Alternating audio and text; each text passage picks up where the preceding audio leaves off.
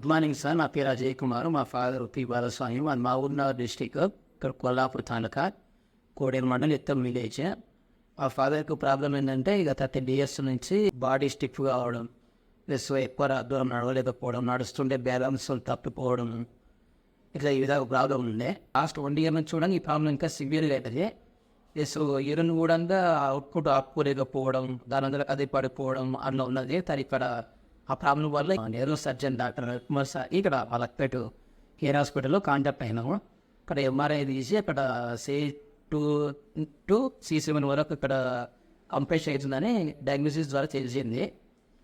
తర్వాత సర్జరీ చేసినాము. సర్జరీ చేసినాక 100% రికవర్ అయిపోయింది.